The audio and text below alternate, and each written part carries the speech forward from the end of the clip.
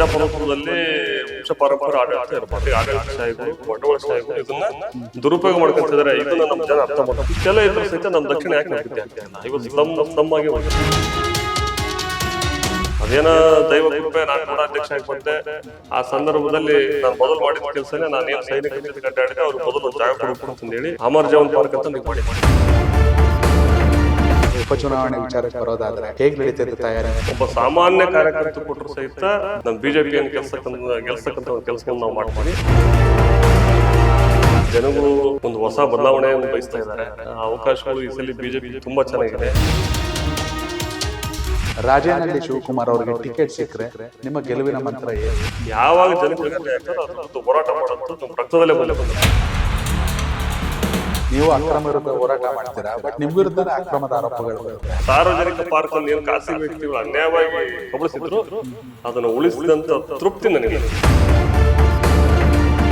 ನಮ್ಮ ದಾವಣಗೆರೆ ದಕ್ಷಿಣ ಕ್ಷೇತ್ರದಲ್ಲಿ ನಾನು ಒಬ್ಬ ಬಹಳ ವರ್ಷದಿಂದ ಪಾರ್ಟಿಯಲ್ಲಿ ನನಗೊಂದು ಅವಕಾಶ ಮಾಡಿಕೊಟ್ರಿ ಅಂತ ನಾನು ಎಲ್ಲರಿಗೂ ಕೇಳಿದ್ದೀನಿ. ನಮಸ್ಕಾರ ವೀಕ್ಷಕರೇ, ಕನಕ್ ಕರ್ನಾಟಕಕ್ಕೆ ಸ್ವಾಗತ. ನಾನು ಯೋಗೇಶ್ ಈಶ್ವರ್. ವೀಕ್ಷಕರೇ, ಇಡೀ ರಾಜ್ಯದಲ್ಲಿ ಈಗ ಉಪಚುನಾವಣೆಯ ಕಾವು ಬಾಗಲಕೋಟೆ ಮತ್ತು ದಾವಣಗೆರೆ ದಕ್ಷಿಣ ವಿಧಾನಸಭಾ ಕ್ಷೇತ್ರದಲ್ಲಿ. ನಾವಿವತ್ತು ದಾವಣಗೆರೆ ದಕ್ಷಿಣ ವಿಧಾನಸಭಾ ಕ್ಷೇತ್ರದಲ್ಲಿದ್ದೀವಿ.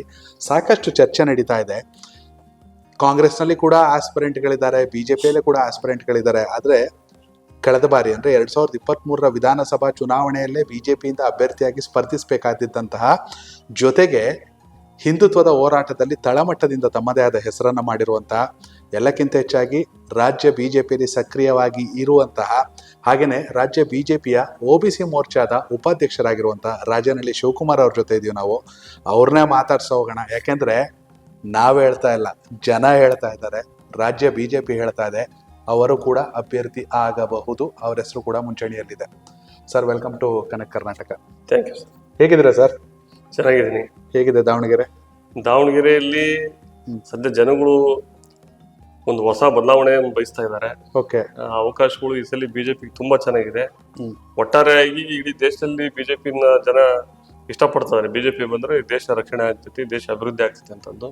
ಅದೇ ರೀತಿ ದಾವಣಗೆರೆಯಲ್ಲೂ ಸಹಿತ ಈ ವಂಶ ಪಾರಂಪರ್ಯ ಆಡಳಿತವನ್ನ ಅದಕ್ಕೆ ಪೊಲೀಸ್ ಸ್ಟಾಪ್ ಇಟ್ಟು ಓಕೆ ಒಳ್ಳೆ ರೀತಿಯ ಒಬ್ಬ ಜನಸಾಮಾನ್ಯರಿಗೆ ಒಬ್ಬ ಬಡವರಿಗೆ ಸಹಿತ ಇವತ್ತೊಂದು ಆಡಳಿತ ಕೊಡಬೇಕು, ಅಧಿಕಾರ ಕೊಡಬೇಕು ಅನ್ನೋದು ಒಂದು ಭಾವನೆ ಜನರಲ್ಲಿ ಕಾಣ್ತಾ ಇದೆ. ನೀವು ನೇರವಾಗಿ ಶಾಮನೂರು ಶಿವಶಂಕರಪ್ಪ ಅವ್ರ ಕುಟುಂಬದ ಆಡಳಿತವನ್ನ ದೂರ ಮಾಡ್ಬೇಕಂತ ಹೇಳ್ತಿದ್ದೀರಾ? ನಾನು ಅವ್ರ ಕುಟುಂಬ ಅಂತಂದು ಹೇಳೋದಿಲ್ಲ. ಆಲ್ಮೋಸ್ಟ್ ಇಡೀ ದೇಶದಲ್ಲಿ ಅಥವಾ ನಮ್ಮ ಜಿಲ್ಲೆಯಲ್ಲಿ ಆಗ್ಲಿ, ರಾಜ್ಯದಲ್ಲಿ ಆಗ್ಲಿ, ಯಾವತ್ತು ಪ್ರಜಾಪ್ರಭುತ್ವದಲ್ಲಿ ವಂಶ ಪಾರಂಪರ್ಯ ಆಡಳಿತ ಇರಬಾರ್ದು. ಅವರ ಪ್ರತಿಭೆಗೆ ತಕ್ಕಂತ ಅವಕಾಶಗಳು ಎಲ್ರಿಗೂ ಸಿಗ್ಬೇಕು. ಇವತ್ತು ಶ್ರೀಮಂತರಿಗೆ ಮಾತ್ರ ಅಧಿಕಾರ ಅಂತಂದ್ರೆ ಬಡವ್ರ ಮಕ್ಕಳಲ್ಲಿ ಹೋಗ್ಬೇಕು. ಕರೆಕ್ಟ್. ಬಡವ್ರ ಮಕ್ಕಳು ಬೆಳಿಬೇಕು, ಎಲ್ಲರಿಗೂ ಅವಕಾಶ ಕೊಡ್ಬೇಕು. ಇವತ್ತು ಎಲ್ಲಾ ರೀತಿಯ ಸಾಮರ್ಥ್ಯ ಪ್ರತಿಯೊಬ್ಬರಿಗಿದೆ. ಅದರಲ್ಲೂ ನಮ್ಮ ಬಿಜೆಪಿ ಪಕ್ಷದಲ್ಲಿ ಮೊನ್ನೆ ನಾನು ಟಿವಿಯಲ್ಲಿ ನೋಡಿದಂಗೆ ಒಬ್ಬ ಸಾಮಾನ್ಯ ಕಾರ್ಯಕರ್ತನ ಹೆಸರು ಸಹಿತ ದಕ್ಷಿಣಕ್ಕೆ ಅಭ್ಯರ್ಥಿ ಆಗ್ಬೋದು ಅಂತ ಬಂತು. ಹೌದು. ಇವತ್ತು ಅವನು ಗಡ್ಯಾಕ ಮಾತ್ರ ಬಾಳೆಹಣ್ಣು ಮಾಡ್ತಾನೆ. ಇವತ್ತು ಓಕೆ, ಶಿವನಗೌಡ ಪಾಟೀಲ್ ಅಂತಂತ ಅಂತರ ಹೆಸರು ಸಹಿತ ನಮ್ಮ ಪಾರ್ಟಿಯಲ್ಲಿ ಒಬ್ಬ MLA ಆಕಾಂಕ್ಷಿ ಅನ್ನೋ ರೀತಿ ಕೇಳಂತದನ್ನು ನಾವು ನೋಡಿದೀವಿ. ಜೊತೆಗೆ ಈ ರೀತಿ ಇದ್ರು ಸಹಿತ ನಮ್ಮ ಪಾರ್ಟಿಯಲ್ಲಿ ಯಾರು ಸಹಿತ ಅದ್ರ ಬಗ್ಗೆ ಆಕ್ಷೇಪಣೆ ಮಾಡುವಂತದ್ದು, ಆಮೇಲೆ ಅವ್ರು ಯಾಕೆ ಕೇಳ್ತೀವಿ, ಈ ತರದ್ದು ಎಲ್ಲಿ ಇಲ್ಲ. ಅಂದ್ರೆ ಬಹಳ ಮುಕ್ತವಾಗಿ ಎಲ್ರಿಗೂ ಅವಕಾಶ ಸಿಗ್ತಕ್ಕಂತ ಪಕ್ಷ ಇದು. ಇವು ಜನಸಾಮಾನ್ಯರು ಸಹಿತ ಒಬ್ಬ ಟೀ ಮಾರ ಅಂತ ಪ್ರಧಾನಿ ಆಗಿದ್ದಾರೆ. ಹೌದು. ಒಬ್ಬ ಬಾಳೆಹಣ್ಣು ಮಾರ ಅಂತ ಹುಡುಗ ಇವತ್ತು ಯಾಕೆ ಇಲ್ಲಿ MLA ಆಗ್ಬಾರ್ದು ಅನ್ನೋದು ಒಂದು ಆಲೋಚನೆ. ವಂಶ ಪಾರಂಪರ್ಯ ಯಾಕೆ ಬೇಡ ಅನ್ನೋದಕ್ಕೆ ಇದನ್ನೆಲ್ಲ ನಾನು ಉದಾಹರಣೆ ಕೊಟ್ಟು ಹೇಳಕ್ ಇಷ್ಟಪಡ್ತೀನಿ. ಓಕೆ ಸರ್, ನಿಜ. ಖಂಡಿತವಾಗ್ಲೂ ರಾಜಕೀಯ ಅನ್ನೋದು ಪಾಳೆಗಾರಿಕೆ ಅಲ್ಲ, ಪ್ರಜಾಪ್ರಭುತ್ವ. ಪ್ರತಿಯೊಬ್ಬರಿಗೂ ಅವಕಾಶ ಸಿಗಲೇಬೇಕು. ಕಳೆದ ಬಾರಿಯೇ ನಿಮ್ಮ ಹೆಸರು ತುಂಬಾ ಚಾಲ್ತಿಯಲ್ಲಿತ್ತು, ಆದರೆ ಕೊನೆ ಕ್ಷಣದಲ್ಲಿ ಅವಕಾಶ ವಂಚಿತರಾದ್ರಿ. ಇಷ್ಟಾದ್ರೂ ಕೂಡ ಜನರಿಂದ ದೂರ ಆಗಿಲ್ಲ, ಸಕ್ರಿಯವಾಗಿದ್ದೀರಾ. ಮೊದಲು ಸಮಾಜ ಸೇವೆ, ನಂತರ ಅಧಿಕಾರ ಅನ್ನೋ ಧ್ಯೇಯದಲ್ಲಿ ಹೋಗ್ತಾ ಇದ್ದೀರಾ. ಈ ಬಾರಿ ಎಷ್ಟು ನಿರೀಕ್ಷೆ ಇದೆ ಸರ್? ಈ ಸಾರಿ ನಾನು ಕಳೆದ ಬಾರಿಯನ್ನು ತುಂಬಾ ಪ್ರಯತ್ನ ಮಾಡಿದೆ. ಆದ್ರೆ ಪಾರ್ಟಿಯಲ್ಲಿ ನಮ್ಮ ರಾಜ್ಯ ನಾಯಕರು ಮತ್ತೆ ಜಿಲ್ಲಾ ನಾಯಕರು ತೀರ್ಮಾನ ಮಾಡಿದ್ಮೇಲೆ ನಾವು ಪಕ್ಷಕ್ಕೆ ಕಟಿಬದ್ಧರಾಗಿ ಕೆಲಸ ಮಾಡಿದ್ದೀವಿ. ಈ ಸಾರಿ ನನಗೆ ಒಂದು ಅವಕಾಶ ಕೊಡ್ರಿ ಅಂತ ನಮ್ಮ ಪಾರ್ಟಿ ಎಲ್ಲಾ ನಾಯಕರಲ್ಲೂ ನಾನು ವಿನಂತಿಯನ್ನು ಮಾಡಿದ್ದೀನಿ. ಅದೇ ರೀತಿ ನನಗೆ ಅವಕಾಶ ಕೊಡ್ತಕ್ಕಂಥ ಅವಕಾಶಗಳು ತುಂಬಾ ಇದಾವೆ. ಯಾಕಂದ್ರೆ ಇಡೀ ಜಿಲ್ಲೆಯಲ್ಲಿ ಹಿಂದುಳಿದ ವರ್ಗಕ್ಕೆ ಇದುವರೆಗೂ ಅವಕಾಶಗಳು ಸಿಕ್ಕಿಲ್ಲ. ಹಾಗಾಗಿ ನಮ್ಮ ಜಿಲ್ಲೆಯಲ್ಲಿ ಇರ್ತಕ್ಕಂಥ ಈ ಒಂದು ಕ್ಷೇತ್ರದಲ್ಲಿ ಅತಿ ಹೆಚ್ಚು ಹಿಂದುಳಿದ ವರ್ಗದವರು ಇರ್ತಕ್ಕಂಥ ಒಂದು ಕ್ಷೇತ್ರ ಇದು. ಇಲ್ಲಿ ನಮಗೆ ಅವಕಾಶ ಸಿಗಬಹುದು ಅಂತಂದಿದೆ. ಸುಮಾರು ನಾನು ಈಗ ಅದನ್ನ ಹೇಳ್ಬೇಕಂತಂದ್ರೆ, ಸಾಮಾನ್ಯವಾಗಿ ನಮ್ಮ ದಕ್ಷಿಣದಲ್ಲಿ ಈ ಸಣ್ಣ ಸಣ್ಣ ಸಮುದಾಯಗಳು ಬಹಳ ಇದಾವೆ.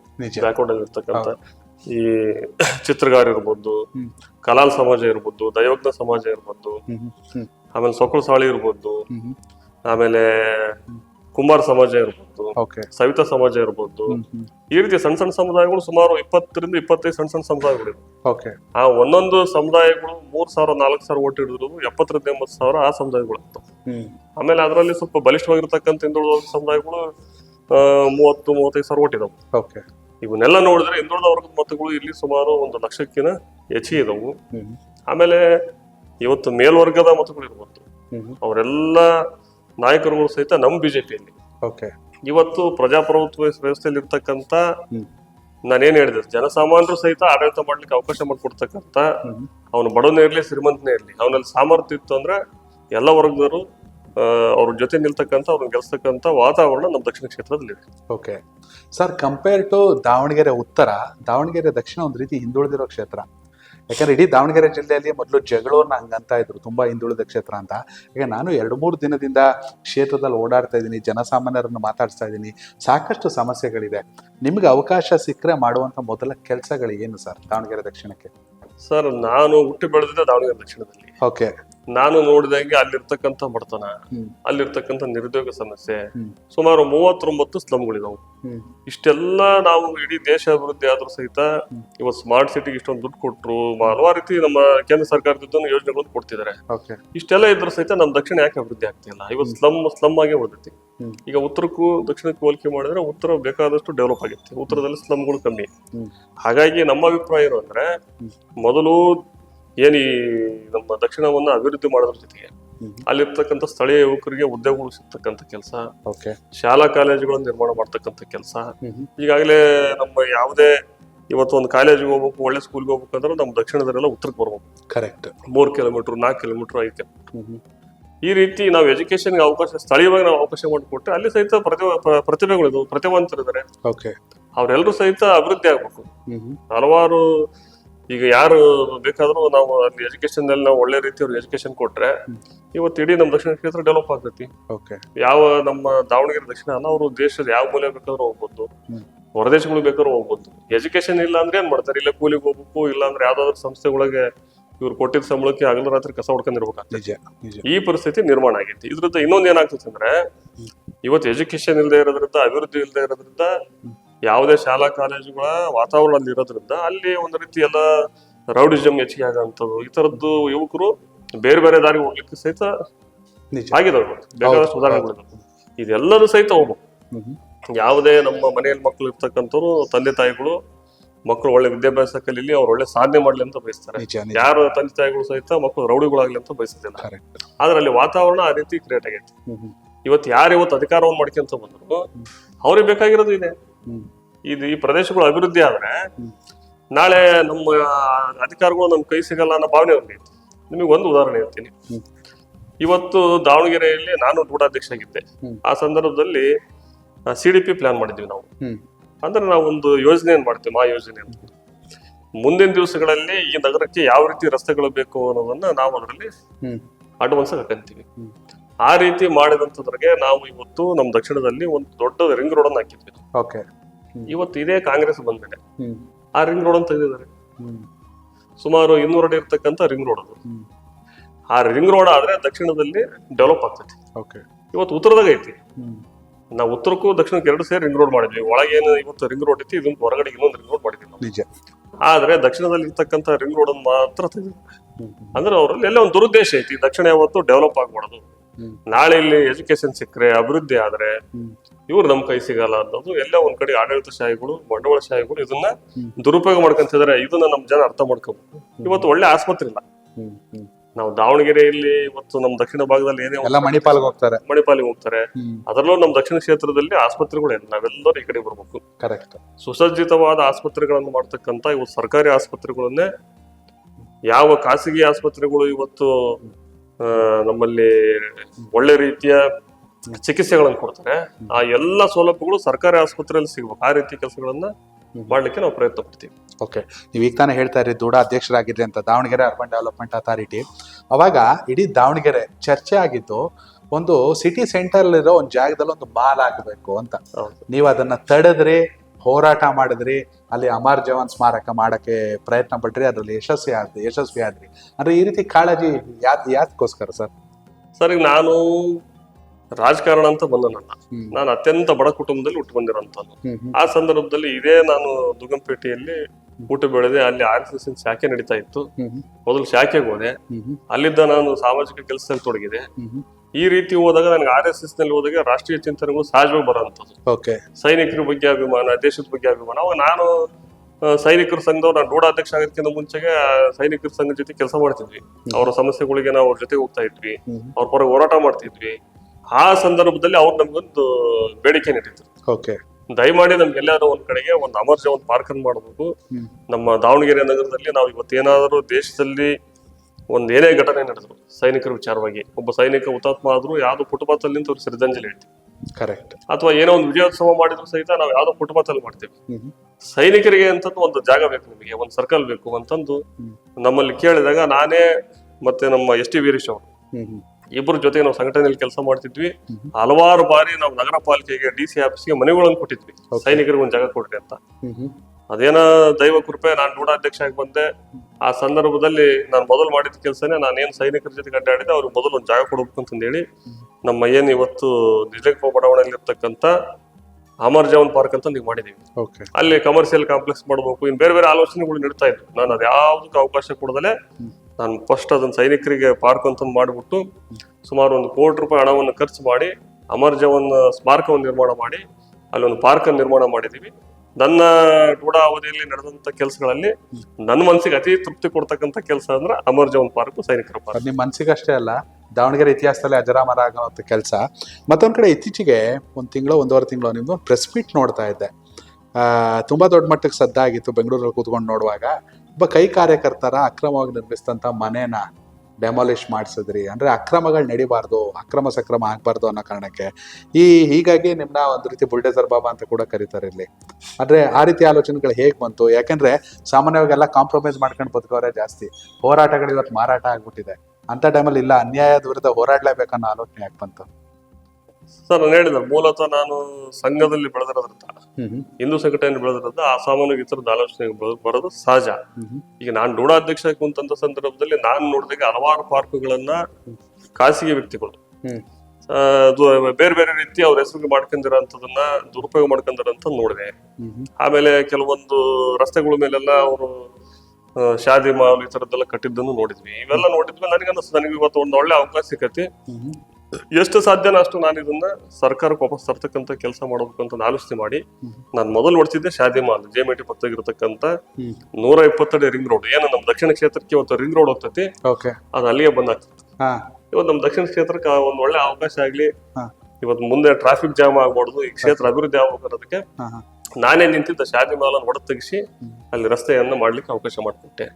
ಆ ರೀತಿ ಹಲವಾರು ಪಾರ್ಕ್ಗಳನ್ನ ನಾನು ವಾಪಸ್ ತಂದಿದ್ದೀನಿ. ನನ್ನ ಕೈಯಿಂದ ಏನ್ ಶತಪ್ರಯತ್ನ ಐತೆ ನಾನು ಮಾಡ್ಕೊಂಡ್ಬಿಟ್ಟಿದ್ದೀನಿ. ಓಕೆ ಸರ್, ಈಗ ಉಪಚುನಾವಣೆ ವಿಚಾರಕ್ಕೆ ಬರೋದಾದ್ರೆ ಹೇಗ್ ನಡೀತೈತೆ ತಯಾರಿ? ಪಕ್ಷದಲ್ಲಿ ಅಪ್ರೋಚ್ ಆದ್ರ ವಿಜೇಂದ್ರ ಅವ್ರ ಜೊತೆ ಅಥವಾ ಸ್ಥಳೀಯ ನಾಯಕರ ಜೊತೆ? ಯಾಕಂದ್ರೆ ಜಗದೀಶ್ ಶೆಟ್ಟರು ಇಲ್ಲಿ ಸಮನ್ವಯ ಸಮಿತಿಗೆ ಜವಾಬ್ದಾರಿಯನ್ನು ಹೊತ್ಕೊಂಡಿದ್ದಾರೆ. ದಾವಣಗೆರೆ BJP ಅಂದ ತಕ್ಷಣ ನೆನಪಾಗದೆ BJP ಅಂದ್ರೆ GM ಸಿದ್ದೇಶ್ವರ್ ಅವ್ರ ಕುಟುಂಬ, ಮತ್ತೊಂದ್ ಕಡೆ ರೇಣುಕಾಚಾರ್ಯ ಅವ್ರ ಇನ್ಫ್ಲೂಯೆನ್ಸ್. ಇವೆಲ್ಲದರ ನಡುವೆ ನಿಮ್ಮ ಅಪ್ರೋಚ್ ಹೇಗಿದೆ? ಸರ್, ಈಗ ನಾನು ಒಬ್ಬ ಸಾಮಾನ್ಯ ಕಾರ್ಯಕರ್ತ, ಯಾವಾಗಲೂ ಪಾರ್ಟಿಗೆ ನಿಷ್ಠವಾಗಿ ಯಾವುದೇ ಸಂದರ್ಭದಲ್ಲೂ ಸಹಿತ ಪಕ್ಷದ ವಿರುದ್ಧವಾಗಲಿ ಅಥವಾ ನಮ್ಮ ನಾಯಕರ ವಿರುದ್ಧವಾಗಲಿ ನಾನು ಯಾವತ್ತು ಓದನಲ್ಲ. ನಮ್ಮೆಲ್ಲ ಲೀಡರ್ಗಳು ಆಶೀರ್ವಾದ ನನ್ನ ಮೇಲೆ ಐತಿ.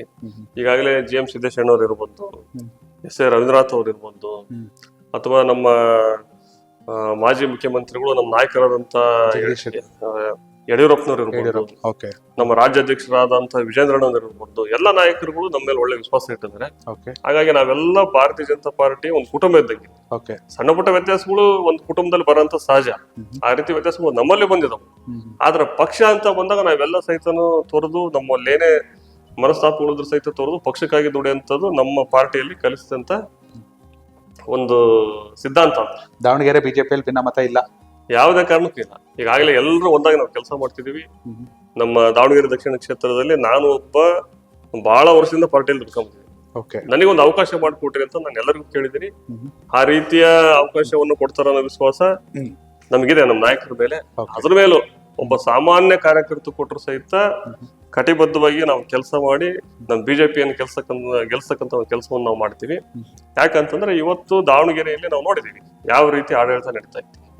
ಎಲ್ಲೇ ಒಂದ್ ಕಡೆಗೆ ಅಂಧ ಧರ್ಮ, ಈ ಆಡಳಿತ ಕೊನೆಗಾಣಬೇಕು ಅಂತಂದ್ರೆ ನಮ್ BJP ಗೆಲ್ಲಬೇಕು. ಓಕೆ ಇದು ನಮ್ಮ ಉದ್ದೇಶ. ಓಕೆ ಸರ್, ದಾವಣಗೆರೆ ದಕ್ಷಿಣ ಅಂದ್ರೆ ಅಲ್ಪಸಂಖ್ಯಾತರೇ ಹೆಚ್ಚಿರುವಂತ ಕ್ಷೇತ್ರ. ಏನು 2.25 ಲಕ್ಷ ಮತದಾರರು ಅಂದ್ರೆ ಹೆಚ್ಚು ಕಡಿಮೆ 80,000 ಜನ ಮುಸ್ಲಿಮರೇ ಇದ್ದಾರೆ. ಆಮೇಲೆ ಸತತವಾಗಿ ಮುಸ್ಲಿಮರು ಶಾಮನೂರವ್ರ ಕುಟುಂಬಕ್ಕೆ ವಿಧೇಯಕವಾಗಿದ್ರು, ಫೇತ್ಫುಲ್ ಆಗಿ. ಆದ್ರೆ ಈಗ ಅವರೇ ಟಿಕೆಟ್ ಕೇಳ್ತಾ ಇದ್ದಾರೆ. ಹೀಗಾಗಿ ಇಲ್ಲಿ ಕಮಲ ಹರಡೋಕೆ ಭಾರಿ ಕಷ್ಟ. ಯಾರು ಜಾಧವ್ ಅವರಾಗಿರ್ಬೋದು ಅಥವಾ ಯಾರೇ ಆಗಿರ್ಬೋದು ತುಂಬಾ ಕಷ್ಟಪಟ್ಟರು. ಒಂದು ವೇಳೆ ರಾಜೇನಹಳ್ಳಿ ಶಿವಕುಮಾರ್ ಅವರಿಗೆ ಟಿಕೆಟ್ ಸಿಕ್ಕರೆ ನಿಮ್ಮ ಗೆಲುವಿನ ಮಂತ್ರ ಏನು? ಯಾವ ರೀತಿ ಸ್ಟ್ರಾಟಜಿ ಮಾಡ್ತೀರಾ? ಸರ್, ನಮಗೆ ಅವಕಾಶ ಕೊಟ್ರೆ ಮೊದಲನೇದಾಗಿ ದಕ್ಷಿಣ ಕ್ಷೇತ್ರವನ್ನ ಅಭಿವೃದ್ಧಿಪಡಿಸುತ್ತೆ. ಜೊತೆಗೆ ಅಲ್ಲೇನು ಕೆಲವೊಂದು ದುಷ್ಕೃತ್ಯಗಳು ನಡೀತು, ಅವೆಲ್ಲವಕ್ಕೂ ಕಡಿವಾಣ ಹಾಕಂತದ್ದು. ಕೆಲವೊಂದು ದೇಶದ್ರೋಹಿ ಘಟನೆ ನಡೆದ್ರೆ ಯಾವ್ದು ಮುಲಾಜಿಲ್ದಂಗೆ ನೇರವಾಗಿ ನಿಂತು ಖಂಡಿಸ್ತಕ್ಕಂಥ ಕೆಲಸ, ಅದರಲ್ಲಿ ಅನ್ಯಾಯ ಒಳಗಾಗ್ತಕ್ಕಂಥ ಸಾಮಾನ್ಯ ಜನರ ಪರವಾಗಿ ನಿಲ್ತಕ್ಕಂಥ ಕೆಲಸವನ್ನ ನಾವು ಮಾಡ್ತೀವಿ. ಜೊತೆಗೆ ನನಗೆ ಎಲ್ಲ ಸಮುದಾಯದವರು ಇವತ್ತು ಲಿಂಗಾಯತ ಸಮುದಾಯದಿಂದ ಹಿಡಿದು ಒಬ್ಬ ಸಾಮಾನ್ಯ ಸಣ್ಣ ಸಮುದಾಯಗಳು, SC ಸಮುದಾಯ ಇರ್ಬೋದು, ST ಎಲ್ಲ ಸಮುದಾಯದವರ ವಿಶ್ವಾಸವನ್ನ ನಾನು ಗಳಿಸಿದ್ದೀನಿ. ಮುಸ್ಲಿಮರ ವಿಶ್ವಾಸವೂ ಕೂಡ ಇದೆ ಸರ್. ಈಗ ನಾನು ಹೇಳ್ತಿರೋದು, ಯಾರು ದೇಶಭಕ್ತ ಮುಸಲ್ಮಾನರು ಸಹಜವಾಗಿ ನಮ್ಮಂತ ಸಹಕಾರ ಮಾಡ್ಲೇಬೇಕು. 100% ಕರೆಕ್ಟ್. ನಮ್ಗೆ ಸಾಕ. ನಾವು ಆದ್ರೂ ಯಾರನ್ನು ವಿರೋಧ ಮಾಡೋಂಥದ್ದು, ಯಾರು ಕೆಲವೊಂದು ದುಷ್ಕೃತ್ಯಗಳನ್ನು ಮಾಡ್ತಾರೆ ಅಥವಾ ಯಾರು ದೇಶದ್ರೋಹಿ ಕೆಲಸ ಮಾಡ್ತಾರೆ ಅವ್ರು ಯಾರೇ ಇದ್ರು ವಿರೋಧ ಮಾಡೋಂಥದ್ದು. ಇವತ್ತು ಮುಸಲ್ಮಾನರಷ್ಟೇ ಅಲ್ಲ, ಹಿಂದೂಗಳನ್ನು ವಿರೋಧ ಮಾಡ್ತೀವಿ.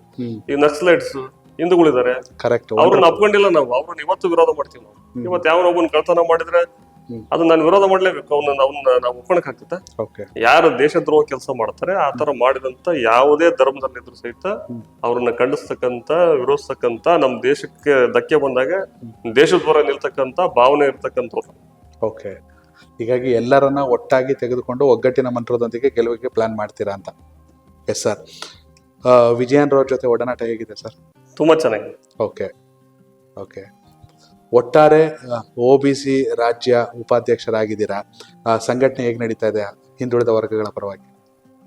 ಸರ್, ನಾವು ಹಲವಾರು ಜಿಲ್ಲೆಗಳಿಗೆ ಸಂಘಟನೆ ವಿಚಾರವಾಗಿ ಈಗ 2 ವರ್ಷದಿಂದ ಅಡ್ಡಾಡ್ತಾ ಇದೀವಿ. ರಾಜ್ಯದಿಂದ ನಮ್ಮ OBCಯ ರಾಜ್ಯಾಧ್ಯಕ್ಷರು ಮತ್ತು ರಾಜ್ಯ ಘಟಕ ಕೊಟ್ಟಂತ ಎಲ್ಲ ಕೆಲಸಗಳನ್ನ ಜವಾಬ್ದಾರಿಯುತವಾಗಿ ನಿಭಾಯಿಸಿದ್ವಿ. ನಮ್ಮ ದಾವಣಗೆರೆಯಲ್ಲೂ ಸಹಿತ ನಾವು ಆಗ ನಮ್ಮ ರಾಜ್ಯಾಧ್ಯಕ್ಷರು ಬಂದಂತ ಸಂದರ್ಭ, OBC ರಾಜ್ಯಾಧ್ಯಕ್ಷರು ಬಂದಂತ ಸಂದರ್ಭದಲ್ಲಿ ಸುಮಾರು ಒಂದು 4-5 ಸಾವಿರ ಜನ ಇನ್ನೂರದ ವರ್ಗದವರನ್ನು ಸೇರಿಸಿ ಒಂದು ಸಮಾವೇಶ ಮಾಡಿದ್ವಿ ನಾವು. ಅದಾದ್ಮೇಲೆ ಮೊನ್ನೆ ಉಪಚುನಾವಣೆ ಸಂಬಂಧ ದಕ್ಷಿಣದಲ್ಲಿ ಸಣ್ಣ ಸಮುದಾಯಗಳ ಅಧ್ಯಕ್ಷರು ಮತ್ತು ಪದಾಧಿಕಾರಿಗಳು ಜವಾಬ್ದಾರಿ ಇರ್ತಕ್ಕಂಥವ್ರನ್ನ ಒಂದು 10-15 ಜನ ಸೇರಿಸಿ ಒಂದು ಕಾರ್ಯಕ್ರಮ ಮಾಡೋದಕ್ಕೆ ನಾವು ಉದ್ದೇಶ ಇಟ್ಕೊಂಡು ನಮ್ಮ ರಾಜ್ಯಾಧ್ಯಕ್ಷರು ಹೇಳಿದಾಗ ಸುಮಾರು ಒಂದು 20-25 ಸಮುದಾಯಗಳ ಈ ಸಣ್ಣ ಸಮುದಾಯಗಳ ಜನರನ್ನು ಸೇರಿಸಿ ಸುಮಾರು ಒಂದು 500 ಜನ ಸೇರಿಸಿ ಮೊನ್ನೆ ಒಂದು ಕಾರ್ಯಕ್ರಮವನ್ನು ಮಾಡಿದ್ದೀವಿ. ಅಂದ್ರೆ ಚುನಾವಣೆ ಅಷ್ಟೇ ಅಲ್ಲ, ಆ ಸಮುದಾಯಗಳ ಅಭಿವೃದ್ಧಿ ಆಗಬೇಕು. ಅವರಲ್ಲಿ ಏನ್ ಸಮಸ್ಯೆಗಳು ಇದಾವೆ, ಅವ್ರಿಗೇನ್ ತೊಂದರೆ ಐತಿ, ಮುಂದಿನ ದಿವಸ ನಾವು ಅಧಿಕಾರಕ್ಕೆ ಬಂದ್ರೆ ನಾವು ನಿಮ್ಮನ್ನು ಯಾವ ರೀತಿ ಅಭಿವೃದ್ಧಿ ಪಡಿಸ್ತೀವಿ, ನಿಮ್ಮ ಪರ ಯಾವ ರೀತಿ ನಿಲ್ತೀವಿ ಅನ್ನೋದನ್ನ ಅವ್ರಿಗೆ ಕನ್ವಿನ್ಸ್ ಮಾಡ್ತಕ್ಕಂಥ ಕೆಲಸವನ್ನ ಮೊನ್ನೆ ನಾವು ಮಾಡಿದ್ವಿ. ಈ ರೀತಿ OBC ರಾಜ್ಯ ಉಪಾಧ್ಯಕ್ಷ ಆದ್ಮೇಲೆ ಎಲ್ಲ ರೀತಿಯ ಸಂಘಟನಾ ಕೆಲಸಗಳನ್ನ ನಾವು ಮಾಡ್ತೀವಿ. ಓಕೆ ಸರ್, ನೀವು ಜನಸೇವೆ ಅಂತ ಮಾಡ್ಕೊ ಬಂದಿರೋರು, ಆದರೆ ರಾಜಕೀಯಕ್ಕೂ ಜನಸೇವೆಗೂ ತುಂಬಾ ವ್ಯತ್ಯಾಸ ಇದೆ. ನಿಮ್ಮ ಪ್ರಕಾರ ರಾಜಕೀಯದಲ್ಲಿ ಅವಕಾಶ ಆಯ್ತು ಅಂದ್ರೆ ಏನ್ ಸರ್ ಮೂಲ ಮಂತ್ರ? ಗೆಲ್ಲಕ್ಕೆ ಏನ್ ಬೇಕು? ಜನ ಬೇಕಾ, ಹಣ ಬೇಕಾ, ಗುಣ ಬೇಕಾ? ಸರ್, ಇವತ್ತು ಗೆಲುವಿಗೆ ಜನಗಳು ಬೇಕು, ನಮಗೆ ಗುಣ ಬೇಕು. ಇವತ್ತು ಹಣನೇ ಎಲ್ಲ ಕಡೆ ಗೆಲ್ತದೆ ಅನ್ನೋ ಸುಳ್ಳು.